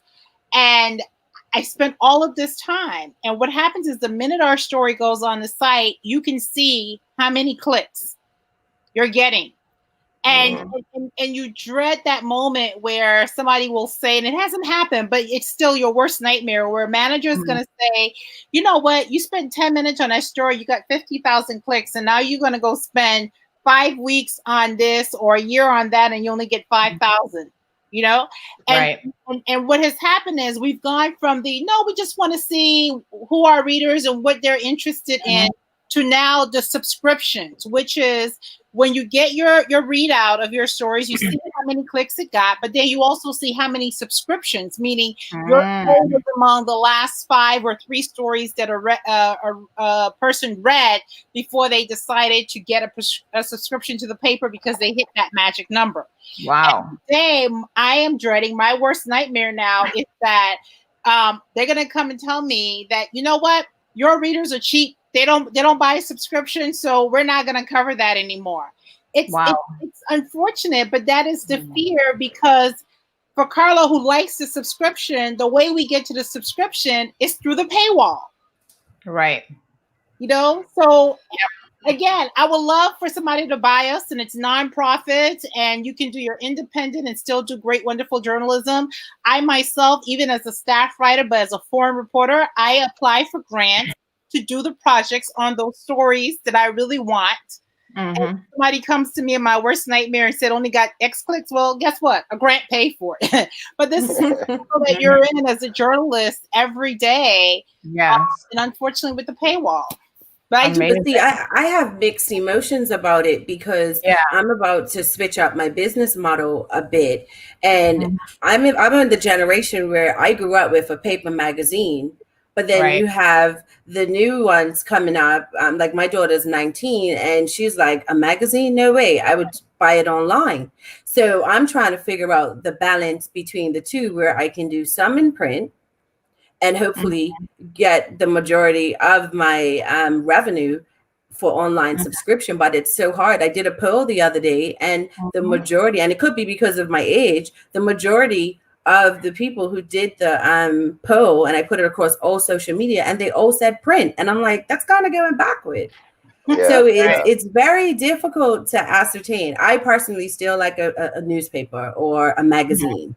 But so I think you got to test it. And that's what I'm going to do in 2021. I have nothing to lose, because right now She-Hub is a passion. And I mean, it hurts my feelings to have thousands of hits a month and not to make any money on it at all. So I'm like, no, I cannot have a repeat of this in 2021. I won't do that. If I can chime in. Because if I can just interject here, Carla, I mean, Cayman Road is just a little bit over 3 years. June was our 3rd, birthday anniversary celebration. And I always said, and I still say, that CMR is my passion and not my paycheck. Now, I've been fortunate to not have to rely on CMR financially. There were other things that were bringing in, income into the household. When I think it was Zara was speaking about, or maybe Kate, not enough money coming in as a freelance journalist or as a journalist, you've got that second income. Luckily, you've got a spouse or partner who can contribute to the bills. In my particular situation, that partner was penalized because of something I wrote that someone didn't like on Cayman Road. So he lost his job. So it really just brought to the fore how challenging being in the space of journalism, especially in a small place like the Cayman Islands, where people will try to control you one way or the other. So if they can't, as Joe mentioned earlier, control your voice through your management team or your supervisors, on the corporate side said, no, we're not going to advertise if this journalist prints this story, if they do this, they will find a backdoor, another means of trying to undercut you. And I think when it comes to independent journalism, a lot of us do kind of chuckle when people throw that term around, who traditionally have really been in the pocket of a lot of those corporate companies. They've had those arrangements and those relationships because, are they really independent journalists? Now, Carla, just to go to your point about paywalls and how effective they are as you're thinking about your model going forward, we were just here talking about advertising revenue. And one of the interesting things that I came up about the digital subscription model And I have some stats here in relation to what's happening in the Cayman Islands, but here's what it says from the American perspective. As few Americans today hold print subscriptions, and newspapers have struggled actually to amass digital subscribers. New consumers have become less inclined to follow local news sources in particular, and instead prefer to read, listen, and watch content from outlets focused on international news. So they're having a little bit of a struggle between the international news versus the local news. But in fact, the struggle even for the digital world is that it's not necessarily as lucrative as people think. And there has been, an overall decline in the advertising revenue. But the digital advertising, is becoming it's just a small part of that shrinking pie. So it's not, I think, what people think that it's going to be in terms of what revenue it will bring in. Yeah, it's sticky, but then, and that's why I decided last year to do my master's in PR. And we know that's the opposite side. I was a public affairs officer in Bermuda for several years, but I decided last year to go back do my master's because, again, I love the whole journalism communication. So I just have to make it work for me. Like Kevin's now in public health. You have to use your skills and find a way to use them in, as effectively in another realm. And that's just what I keep finding myself doing. So, I've always wanted to do multimedia in my own right. And so I'm just going to keep building. And if this doesn't work, I'll go to another. We started a talk show that's Bermuda's your twin island. And we started a talk show in May due to the pandemic. And we're doing extremely well. And so that's another way that we're just transferring those skills as a way to be a revenue builder. You just have to be creative if you love it. I keep saying that because some people just do it to do it. And then we know it fades away. Right.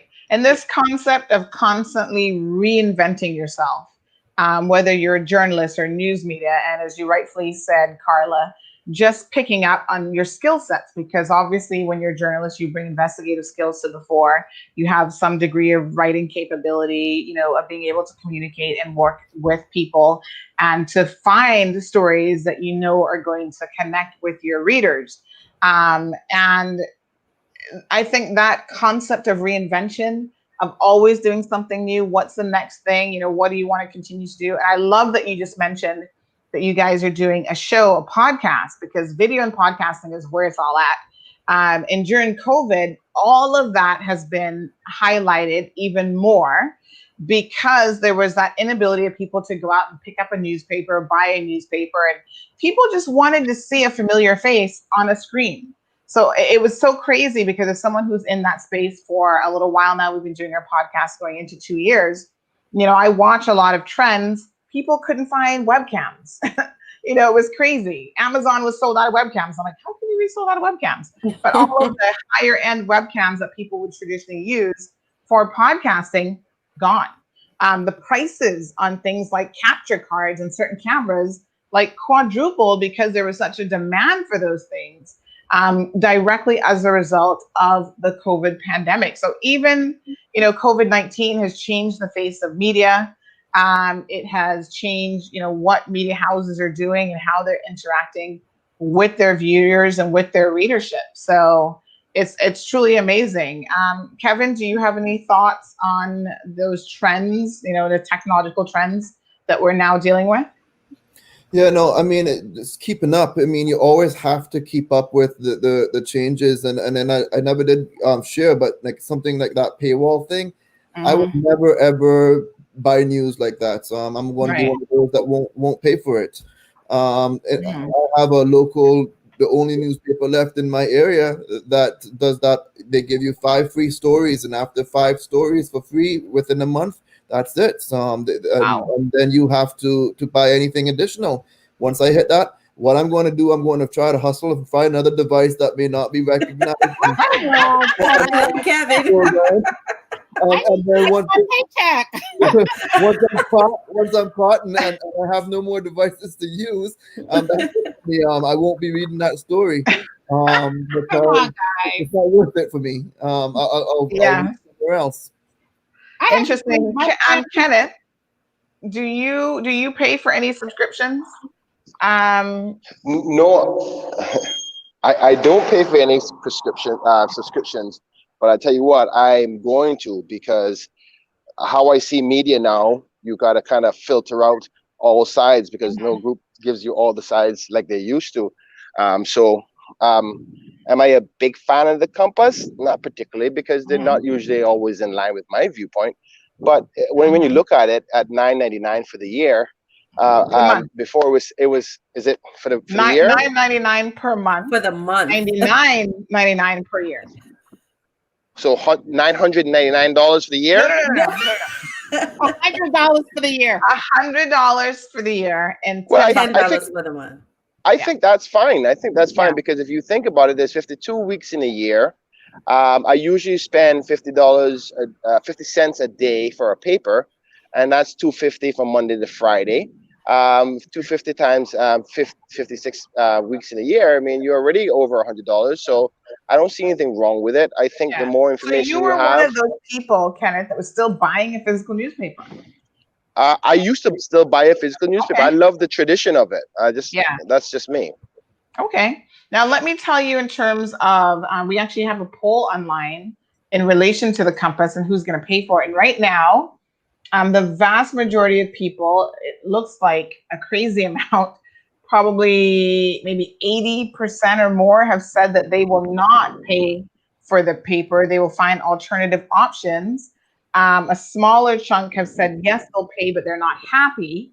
And then it looks like 68 votes out of about 600 and so said that they would pay for it. So it's a humongous difference in the pie chart in terms of who at this point is saying that they will pay for it and who will not pay for it.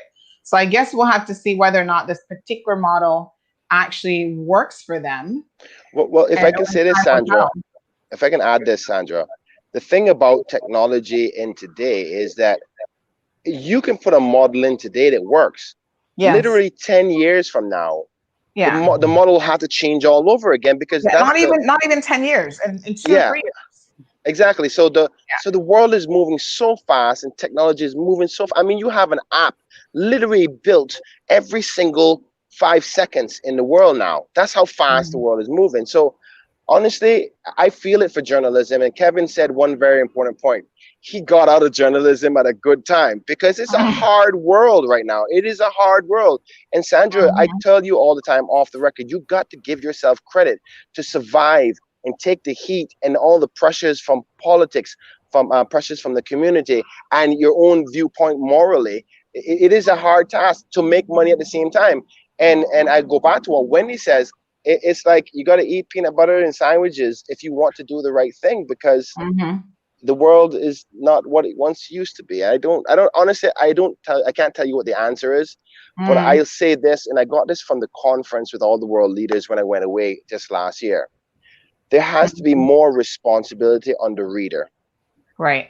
If the reader doesn't take its own responsibility in the realm of things, with information coming from left, right, and center, and everybody saying everything, whether it's true or not true, or made up facts or real facts, you have to be your own filtering system. It's no longer like, okay, I trust this source, whatever they say, it's gospel. I mean, thankfully, I have a trust relationship with you, Sandra, that I can go, okay, I know that she's not going to lie about this thing. So she may have a slant and a personal view, which is fine. I already accept that bias, so I can do my own filter from there.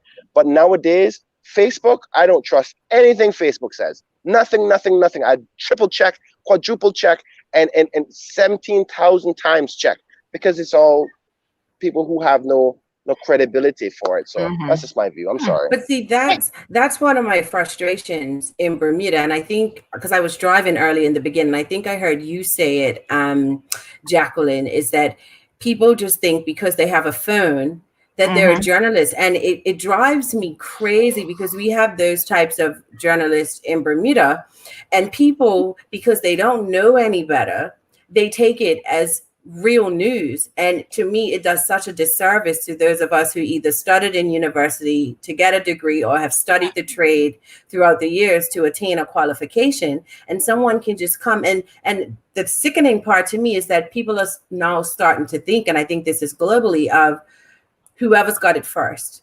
It has to be real because it came from them first. You can fact check later. And for me, regardless of whether I was the first or the last to break, in all my years, none of my stories have ever been questioned for their integrity. They may not like it, but they've never said it's been fabricated or what have you. And it galls me to see people who just think because they have a smartphone and they give themselves a name and they call themselves a journalist and people eat it up.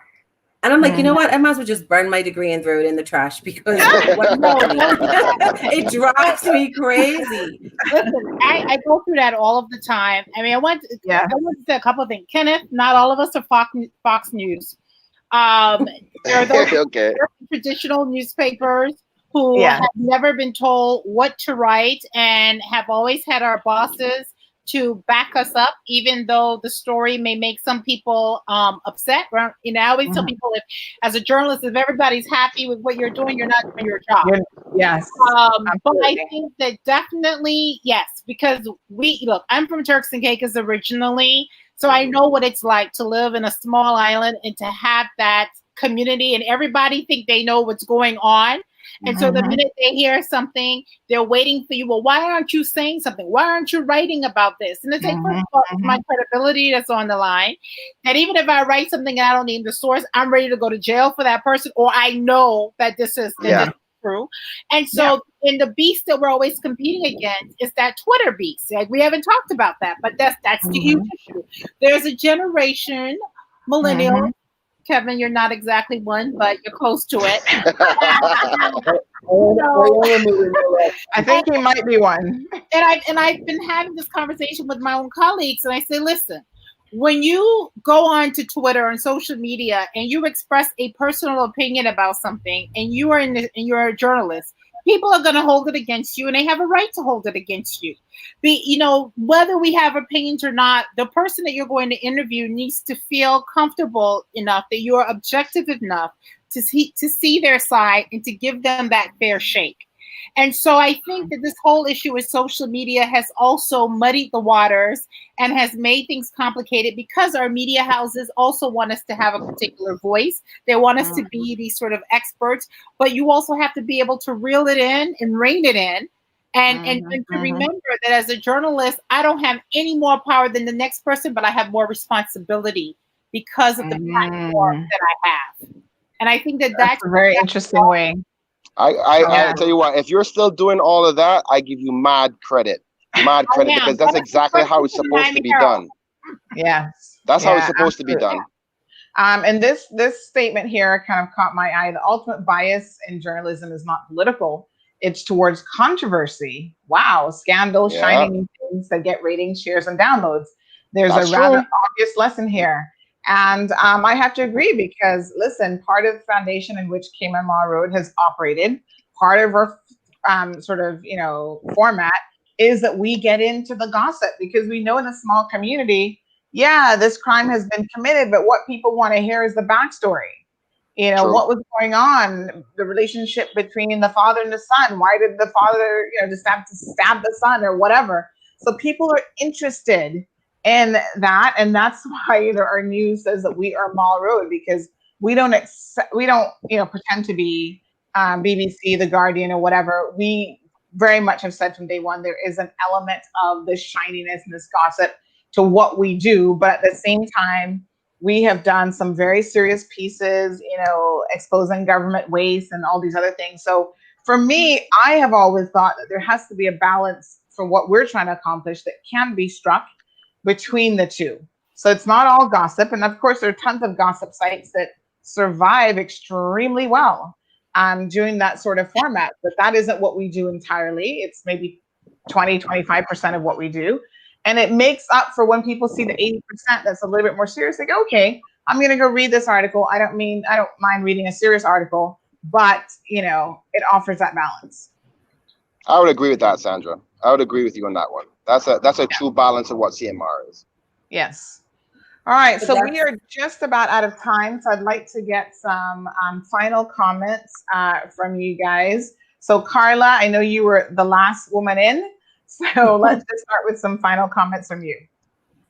Oh no, I'm just actually honored to be a part of this panel discussion. I keep thinking that I'm gonna retire from what I do, and then I realize like I really love it because I think no matter what the genre, when you make an impact in someone's life, it makes everything that you go through worth it. So thank you for having me this evening. Yeah, Carla, thank you so much. Jackie? Well, Sandra, you said something earlier. It's not the paycheck, but it's the passion. And honestly, I am still passionate about this. I wake up every day excited about what story I'm going to chase, what story I'm going to tell. Carla, I love the fact that you bring perspective from women's voices, because for me, that's what it's about. That's why I do what I do, to give voice to the voiceless. Kevin, you're saying you're not going to pay for it, but I have news for you, babe. Paywall. I think Jamaica and Trinidad is already there. It's just unfortunately the nature of the beast. And I think that this pandemic has showed that people still want news. They want facts. They want voices that they trust. And that's where you get professional journalism. And journalism is not free, at least not quality journalism. So thank you. Interesting. Kevin, you're up next. And just remember who your audience will be. It will be the millennials, the Gen X's, all of the following people. And traditional media, the way it's always been for very many years, it's going to go away, because remember, the younger generation will be taking over. And you have to also keep that in mind. You do have to keep that in mind. Kenneth, I know you're really careful with Facebook and social media, getting news from there. But again, that's where the younger folks are going to be getting their news from. So utilize it to the best of your ability. That's what you have to do. Again, Sandra, it was wonderful to be a guest on here. Thank you for inviting me. That's all I have to say. Yes, thank you so much, Kevin. And I think we'll bring Kenneth here in a second, but I think Kevin makes a very valid point about who the audience members are. You know, I'm really big on my website stats. So I know the age demographics of who's on social media, who's going to the website, who's on Instagram. And the amazing thing that I found about Instagram in particular, because when we first started 3 years ago, we were at least a year in before we even put up an Instagram page. So I was like, I don't really use Instagram. And someone said to me, what are you talking about? Everybody's on Instagram. And I thought, they are?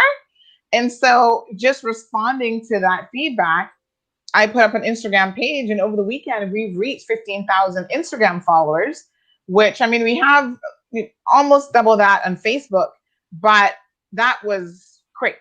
You know, relatively speaking, it's taken us 3 years to do the Facebook numbers, and quite a bit shorter time, a year and a bit, to do the Instagram numbers. So I think that, you know, as we sort of emerge, we all have to be thinking about utilizing and leveraging the technology.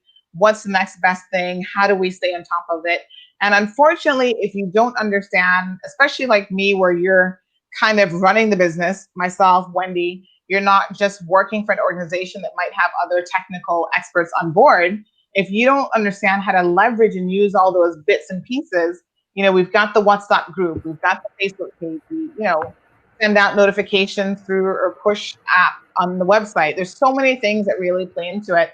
And I wanted to just have a quick read of this quote here that is talking about the publishing industry having suffered from the effects of new technology. So everything from the actual decline of newspaper readership from when TV was introduced and became popular in the 60s and radio, and you know, to the newspapers now developing online versions in response to competition from cable TV. And they found themselves up against a new form of journalism, this amateur blogging that we talk about, which some people call me a blogger. I'm actually not offended by the word. I think that's a fantastic thing. A lot of people don't necessarily know that I actually have a technical writing degree. And when I was at USF, I worked for the school newspaper. Small scale, but still, if people don't know those things, they assume you have no experience in writing. And I've always said, listen, I know my audience that we're going after with Cayman Islands, so I don't need to write at a law degree that I have or the master's degree. I don't need to write at that level. I'm going for the least common denominator, where the average man on the street can pull up my story on his or her phone and be able to read it and understand. But how interesting is this?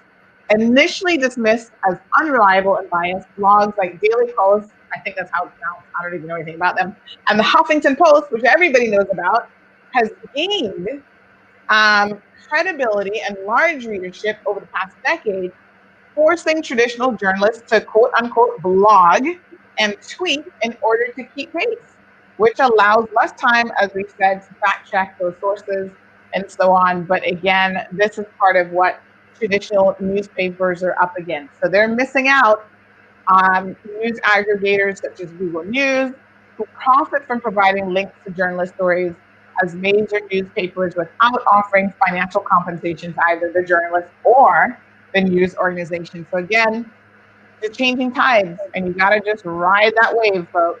Well, Kenneth. this country just sued Google News. There was a country that says you can't put our stuff up without paying us. Was it Australia or New Zealand? Sorry, say that once more, Jackie. There was one country, I think it was Australia or New Zealand, that sued Google News that basically says that you have to pay for our news. But as a side note, we have relationships now with Google News and even with Yahoo in terms of our stories and them promoting our stories. So this is also promoted some sort of a shared relationship where they're not just taking your stuff for free. Yes. Yeah. Well, that's good to know. Kenneth, you know, from a legislative perspective, let me just say this. The Cayman Islands government has not officially made this announcement, but as you know, we always get insider info. They are planning on setting up a government-run accreditation body here in the Cayman Islands that they claim is going to happen in the next month. I don't know what kind of... Sandra, I heard the rumor, and I'm looking forward to that dialogue and that conversation, because if they think that I'm going to sit down as a former journalist and watch them try to rule media, even though when the media is wrong, are harsh on me, I take it because I understand the importance of media. So I'm not going to make them do that. So I'll tell you what, even if they try to implement it, I'm going to take the government and wash it out. I think it needs to be self-regulated. I think you guys need to get together as a body and manage yourselves, right? But government regulating it is gonna be a bad idea. Yeah. And that's coming from a legislative perspective. And I hope everybody in Cayman is listening to that. So anyway, I'll do my closing remarks now. Sandra, thank you so much for inviting me. And to the other panelists, it was really a refreshing. This is the first day I felt like away from politics and actually feeling that old school feeling of value to what I used to do. So it was a really good conversation, Sandra. I think you should have it again, because people need to understand the role of media and what is transpiring, why things are changes, because the more you analyze it, the better you can be at consuming the information in the right way, whichever way that may be for you as an individual. So thank you so much for inviting me. It was a pleasure to take part, even though I'm a legislator, so I'm a bit biased. So take everything I said with a pinch of salt. I love you. I appreciate it. Okay. Thank you so much, Kenneth. And thank you again, ladies and gentlemen, for joining into the program. I mean, this was fantastic. I was so pleased to see, you know, the variety of persons that we had involved in the discussion. And I think the final quote here, because I'm coming back live in 3 hours. So I'm back at 7 o'clock, just to let the viewers know, we're actually going to be talking about, it's so funny how certain topics, obviously the more controversial and salacious, if I was talking about some crazy story, we'd have 600 people tuned into the live. But, you know, I know that there's a balance there that has to be sought. But this evening at 7 o'clock, we're going to be talking about a Filipino national whose wife today has just passed away of COVID in the Philippines. And all of this time, he's been waiting since May to receive his emergency pension fund from Fidelity Insurance. And with that money, he was intending to move his wife to a better facility where she could get better care in the Philippines. And now, unfortunately, she has passed away today. So we briefly spoke to him, and we're going to be talking about the implications of entities like Fidelity Pension who ignore all of these provisions. And we think that people only want to go buy big screen TVs with their pension money, and it could really be a matter of life and death. So tune in at 7 o'clock for that. And I think that we will be ending the conversation now with this quote, which I think is very, very appropriate to the entire discussion that we've had. Thank you, Jackie, Carla, Wendy, Joe Avery, Kevin, everyone that joined in, Kate. A community needs news, said the British author Dame Rebecca West. And it's for the same reason that a man needs eyes. It has to see where it is going. True. Yep. So let's end on that note, folks. And thank you guys all for tuning in this evening. We appreciate the love and support. Corrine, Gavin, Valerie, Lisa, all of you that tuned in. We appreciate it. I'll see you guys back here at 7 o'clock. Thanks, everyone. Have a good one. Bye-bye. Night.